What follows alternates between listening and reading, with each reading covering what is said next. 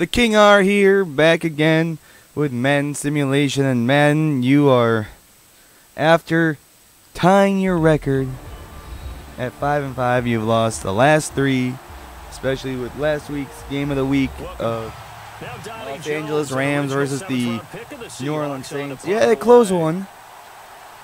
You had it close, but this time you still got wrong, but you're a week late and $1 short. You had New Orleans winning, well, they lost. Excuse me.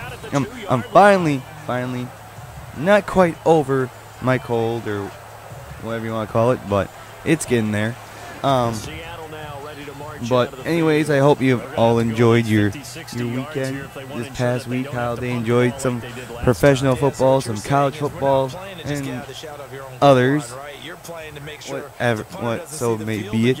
But we move on to this week. This week we have a good Sunday night game, just like last week. We had a surprising Sunday night game. But this week we got the Philadelphia Eagles, who, if I'm correct, by kickoff could clinch their division, or at least a playoff spot before they even step on the field Sunday night. The Eagles take on the Seattle Seahawks, who are in somewhat deep trouble in water, blah blah blah, and potentially going to miss the playoffs. So let's just take a look at that real quick. That scenario that is potentially for the Eagles. Let's see. It'll take me a little bit. Vamping. At the moment, as usual, we join late in the third quarter, and at the moment, the Eagles are up 45-31, putting a whooping on those Seattle Seahawks, especially in Seattle. I mean, Seattle is having a down year, you could say. But since they play in the NFC West, they are always alive, because it always seems like those teams out there just aren't the best. So, and we'll get to the standings and playoff talks in a bit, but come on, where we go? Postseason. Yeah, here we go. The Eagles.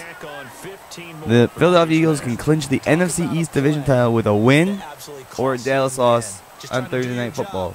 And that loss would come to the hands of the Washington Redskins, who might not wear their color rush jerseys, which I'll get to a bit. But don't you worry, the Cleveland Browns, New York Giants, and San Francisco 49ers have officially been eliminated. What does that mean? Well, that means that the 4-7 Miami Dolphins, New York Jets, the 3-8 Indianapolis Colts, 3-8 Denver Broncos, the 3-8 Chicago Bears, 4-7 Tampa Bay Buccaneers are all still alive for another week. But prior to last week, it was so funny. When the Browns were 0-10, like, well, the Browns can still make the playoffs if they win their last 6 games, and these teams all, win/lose. But obviously that didn't happen. But the way this game is advanced, you're wanting a little bit of everything out of all. I want to dive it in just a little bit, a little frustration on the hands of last Sunday night's game between my Green Bay Packers and the Pittsburgh Steelers, which was 10 times closer, 10 times more of a game than anybody, except for maybe the players. I mean, the players, for the most part, they shouldn't go into a game thinking that, we don't have a chance, so why even bother? But as a fan, and you see how, Steelers had 10 days of rest, just coming off a primetime game against a not inferior team, but a team that is trying to make the playoffs and get back on the winning way, the Tennessee Titans, and they just took care of business. While the Green Bay Packers, they played a noon game, got shut out at home, looked embarrassing, and everyone's calling for, time to make a quarterback change. Well, in the end, it came down to a last-second field goal and Pittsburgh prevailing. And for once, Brett Hundley did not throw an interception. Defense forced some takeaways. Excuse me. But it's just so frustrating that this is a game that just got away from Green Bay. They had a chance, and it just watching the evolution or the development of Brett Hundley. Just going back, it's like normally if this was with Aaron Rodgers and Packers only had 2 or 3 losses, no big deal as a fan, because Pittsburgh's a good team, and I would accept that loss, but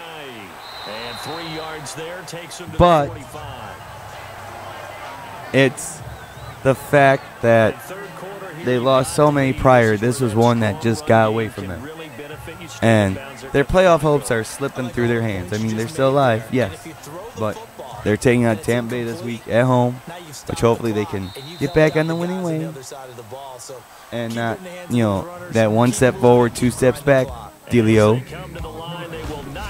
So they played a good game. They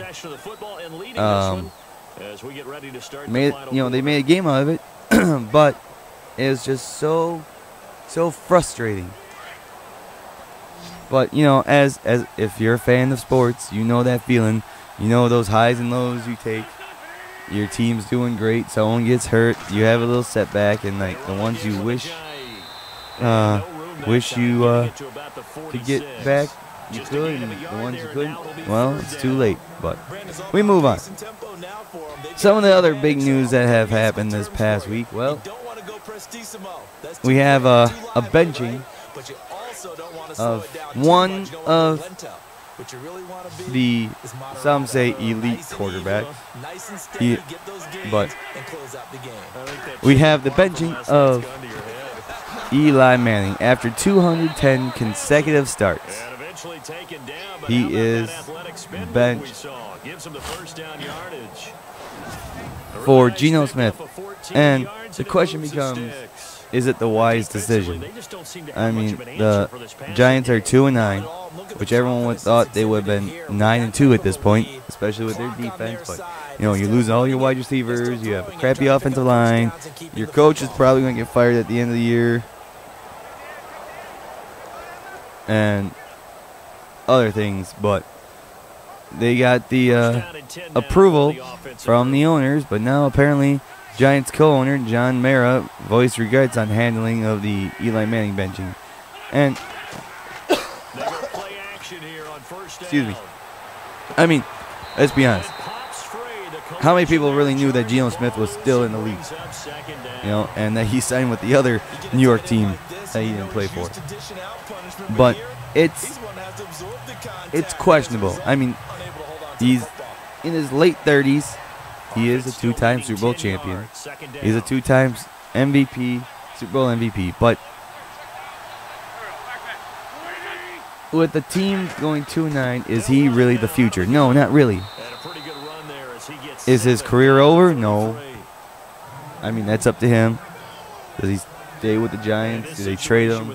Do they move on? This and that. That's the real question. A tough question. Who knows? All I'm saying is, I remember, I'm trying to think back.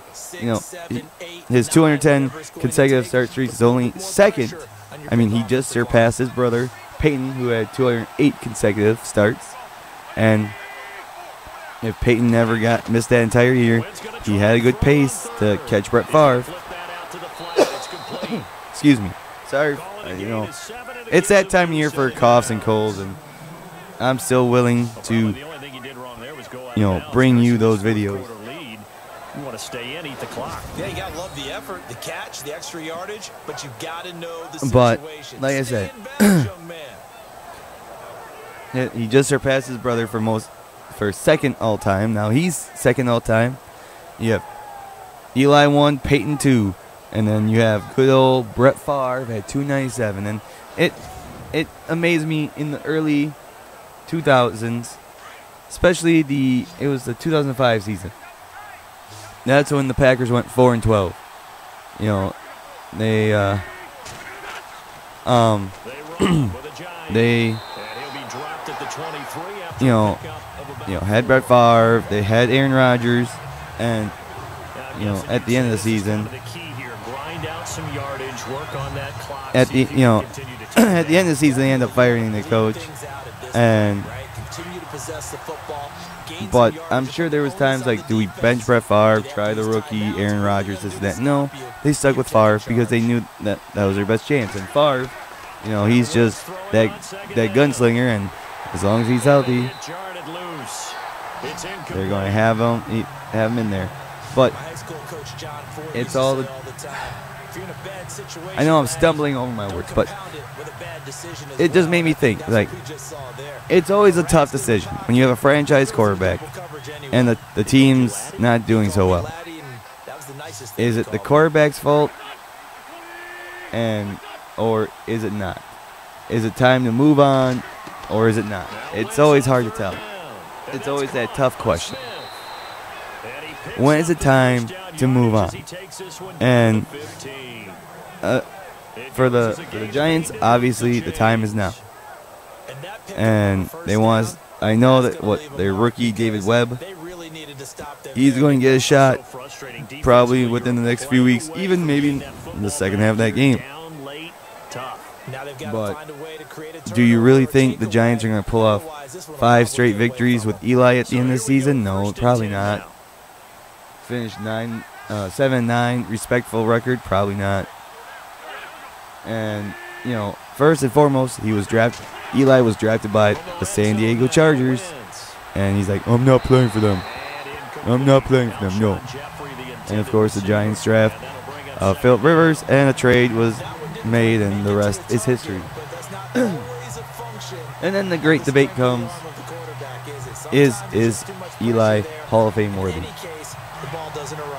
I mean, I know his career's not over, but when it does wrap up, is he a Hall of Fame quarterback? Yes, he has 2 Super Bowl rings. He has 2 Super Bowl MVPs. The numbers are thin at both those.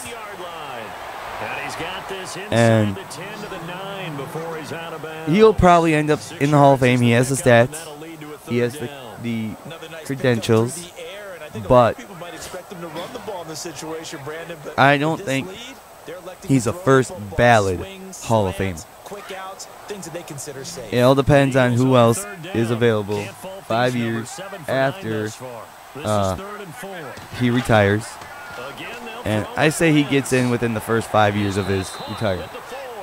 We know his brother is going to be a first ballot Hall of Famer.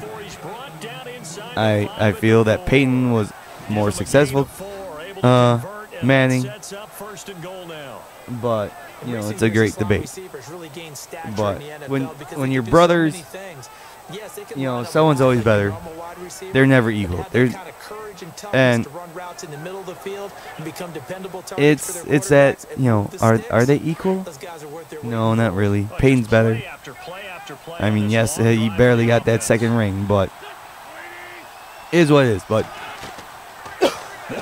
we'll see. We'll see if the Giants make the right decision. We'll see where he ends up, and we'll see what the future is for Eli Manning. Another fun thing that happened this past week. Aqib Talib and Michael Crabtree, round 2. I think I got that name right. Last January, the final game of the season, Aqib Talib, boom, grabs Michael Crabtree's chain that he's wearing, necklace, chain, whatever you want to call it, and altercations happen, blah blah blah. Fast forward to this past weekend, 3 minutes into the game, Crabtree has a block on him, and he's out, forcing out of bounds, and he's finishing the block, and Aqib Talib comes, yank the chain, and fisticuffs happen. Both players get thrown out of the game. And later on, they were initially dealt a 2-game suspension, which both have been reduced to 1 because they practically missed the entire game on Sunday. So they already served one of those 2 games, you could say, and here's the other one.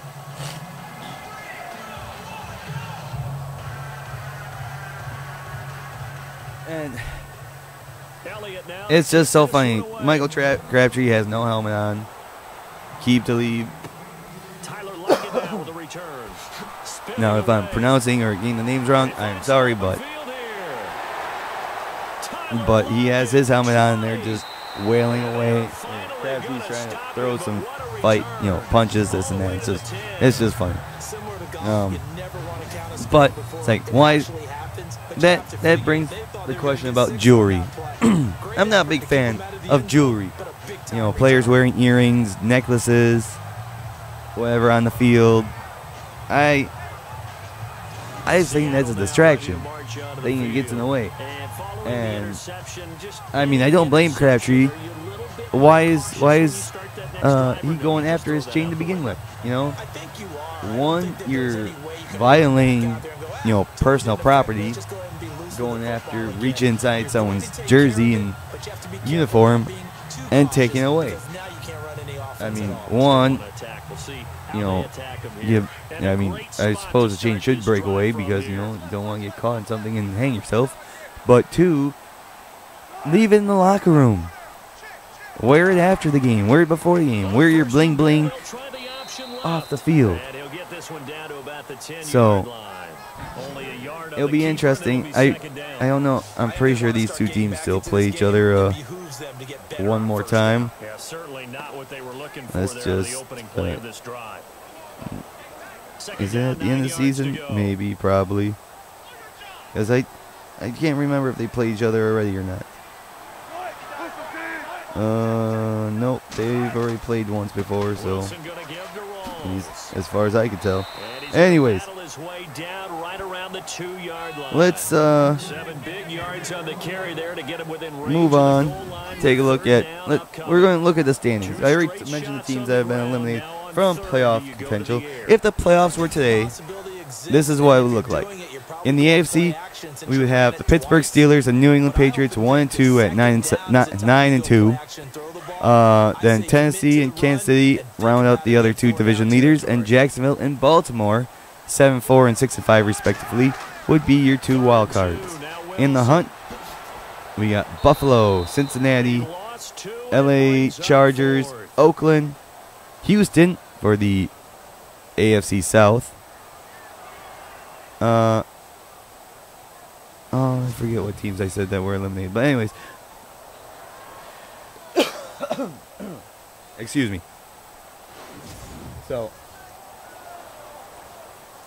It goes as follows. We have Buffalo, Cincinnati, LA Chargers, Oakland, New York Jets, Miami, Houston, Indianapolis, Denver, and Cleveland round out the AFC. On the NFC side, 4th and 4. And Russell Wilson throws an interception. And they had a good kickoff return. He almost went all the way. Well, we have 52-31 now with 8:49 left in the game. But anyways, on the NFC side, we have Philly at 10-1, Minnesota at 9-2. Those would be your first round bye. Then the LA Rams and New Orleans Saints would be your other 2 division leaders in the wild card. Carolina and Atlanta, 8-3 and 7-4 respectively. Excuse me. Then on the outside looking in, you have Seattle, Detroit, Green Bay, Dallas, Washington, Arizona, Tampa Bay, and Chicago. I already mentioned that the Giants and New York Giants and San Francisco have been mathematically eliminated from the playoffs. Oh, that was the other thing real quick. Jimmy Garoppolo, he got opportunity to play for the Niners this weekend because the other guy got hurt, was 2 for 2 and had a touchdown. And guess what? He's already named the starting quarterback for the Niners this week and taking on the Chicago Bears. But Brandon, pace comes into play now because they've got the advantage. They've got the football. I already mentioned that the Eagles can already clinch the NFC East with a win or a Dallas loss. And go Redskins. And Dallas has just fallen off the face of the earth ever since Zeke has been suspended. Oh, what a surprise. Well, maybe you should have took that suspension earlier. And then Derek McFadden, I believe it was Derek McFadden, he announced his retirement earlier this week. So things just get better for those Cowboys. Do my eyes deceive me, or is he getting stronger as this game moves along? And NFC South right there, 8-3, 8-3, 7-4, 4-5-6 in the NFC playoff run. For my Packers, they more or less have to run the table. I know they did that last year, but they're not catching Minnesota. Minnesota's not dropping their last 5 games. Only Green Bay and New England have made the playoffs every year since 2009. And, well, injuries finally caught up to Green Bay, and New England just somehow finds a way to stay healthy and, make the playoff, win at least 10 games every year and double-digit wins and win the division and, make it to Super Bowl and win them. But the funny thing is with the NFC division leaders, the 4 division leaders did not make the playoffs last year. Yeah, you took the words right out of my mouth. And this will be the first time since the league, since 2002, since the league went to 4 divisions, that the 4 current division leaders did not make. If they would make the playoffs, that'd be the first time ever that they did not make the playoffs the previous year. So that'd be interesting. And Minnesota, on their 3rd string quarterback, is Case Keenum going to do the starting quarterback, or are they going to go back to Teddy Bridgewater? Who knows? Who really knows? But they have a good chance. They have a good chance at the moment to be the first team to host the Super Bowl and play in it. Here's Donnie Jones now. And, good for them. But I'm just not a believer in them quite yet. Look, the other thing is, look at those 4 division leaders, okay? Like I said, they did not win their division last year. Let's take a quick look. Where did they finish last year? I already know Minnesota finished 3rd in the NFC because the Packers and Detroit made the playoffs last year.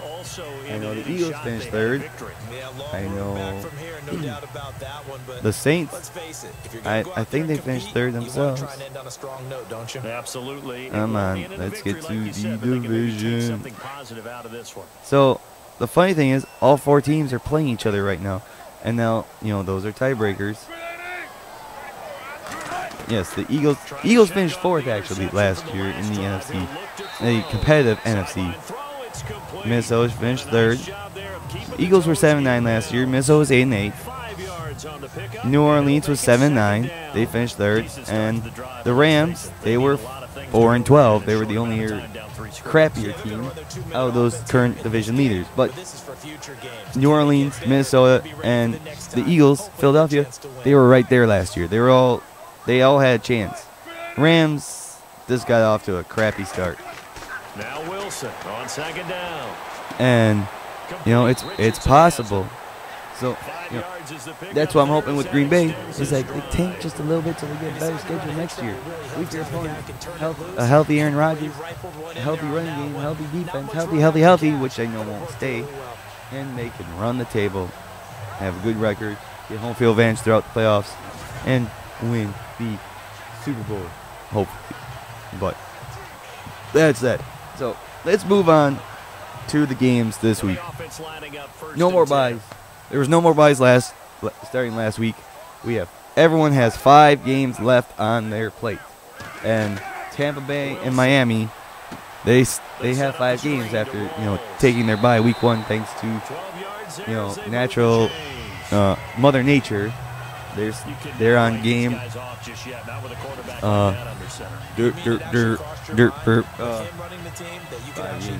Game 13 of 16. Or not game 13, game 12. 11. 5, 16, something like that.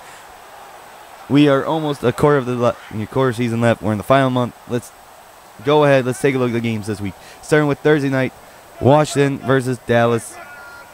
And like I said, apparently the Redskins don't want to wear their color rush uniforms, which was all yellow. And you know what? They shouldn't have to. Teams shouldn't be forced to wear color rush jerseys. That's not going to make Thursday nights more exciting. Everything looked pretty good until the finish. Excuse me. I would love to see Throwback Thursday, but we have the Washington at Dallas on Sunday night. Then on Sunday we have Tampa Bay at Green Bay, the battle of the Pigskin Bays. And he gets this one all the way down inside the 20. And old division rivals from the NFC. Really good pickup of 28 And we got yards. Minnesota at Atlanta. That's going to be a good one.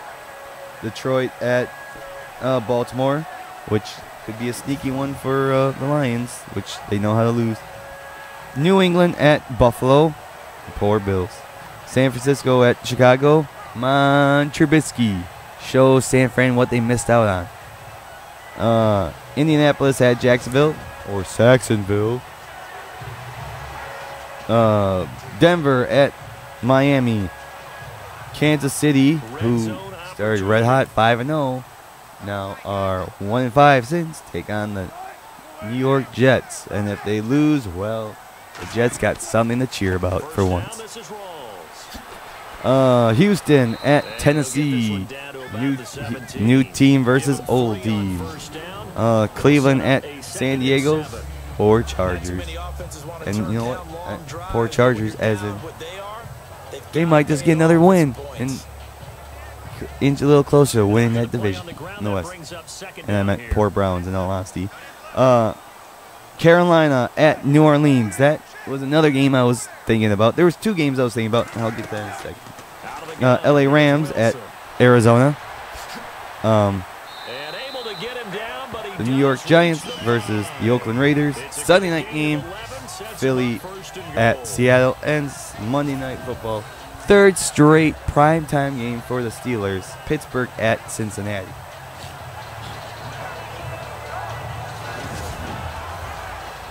But the Carolina-New Orleans game I was thinking about doing, and the Minnesota-Atlanta. But I chose with this because I haven't done Philadelphia at all this year, and Seattle I've only done once as well. By the looks of it, I can't remember exactly, but I think this is against Seattle. there's a handful of good games. Division playoff stakes at, like I said, Minnesota, Atlanta. Carolina Saints. Pittsburgh, Cincinnati, not really, just trying to run away with the division. New England and the Bills. The AFC East, the Bills win, they get another. But I just want to dive in on, because we're nearing the end of this game. Seattle, Russell Wilson, incomplete on 1st and goal.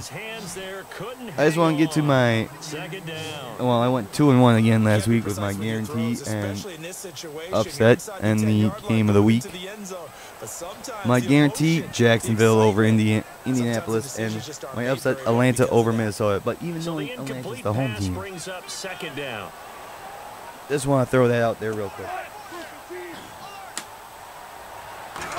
But you look at the slate of games that we have this week. Detroit at Baltimore. Detroit trying to stay alive in that NFC playoff wild card race. It just seems like the Lions just know how to lose. Okay? And it's in Baltimore. Baltimore's won 2 in a row at least, if not more. I mean, Green Bay should have been in that game against Baltimore, but that's ifs and buts. We're Tater and Todd. Yes. The heck? Oh, never mind. Anyways, we reached the 2-man warning. Still 52-31, but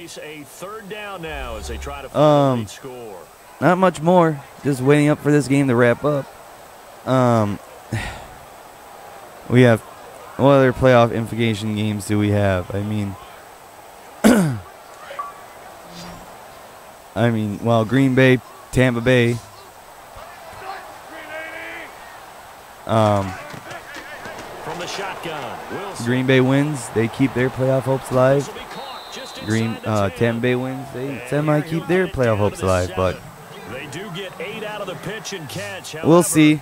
It's 4th down. Seattle was his 4th and goal, Wilson on 4th down. and it's intercepted. Picked off by Malcolm So, Jenkins. And a well, turnover it there. looks like Seattle's playoff hopes are slowly going down the drain. Boo hoo. Never been, like, it depends. I've been and haven't been a fan of Seattle, but sometimes I think they're just a little too cocky, and I think time has finally, just like the Packers, time has run out for Seattle. I mean, they've been dominant in the West ever since Russell Wilson and Pete Carroll showed up there. I know Pete Carroll got there first, but once they finally got their young, healthy quarterback, you know, they've been dominant, and they haven't missed the playoffs since. They've made the playoffs every single year Russell Wilson's been there, because his second season they went to the Super Bowl and won it. Yes. Now it's Ajayi. And it's just hard to believe. I mean, I was happy then because, you know, he did play for Wisconsin for 1 year, but that was only 1 year. Excuse me. But just to dive on real quick, like, can you imagine? Like, I might dive on to this a little more next week when we talk more about playoffs, because we're running out of time. Here was it, 2nd down, Ajayi. Wow. Tick, tick, tick, tick. So Philly's going to win this game 52-31. A blowout. Dominant performance for the Philadelphia Eagles. Man, well, you might just get back on the winning ways if this comes true. And I've never been a real big fan of the Eagles either. I mean, early 2000s I wasn't, because, you know, they kept beating the Packers. And, oh, that 4th and 26, don't get me started. But there's a different Eagles team, so I might like them, but they start getting too successful. You're going to hate, the common folks hate success. Well, here we go. 3, 2, 1, that's the game. But anyways, there you have it. Eagles win 52-31. They clinch the East. Maybe they'll clinch the East before Thursday or before Sunday. I think so. Anyways, thanks for watching. Enjoy football this weekend. Championship weekend for college, and we'll see what that 13-panel committee has to say. But that'll do it for me. So enjoy some football this weekend, and hopefully your team's still alive. So until then, I'll see ya, and good luck, Madden.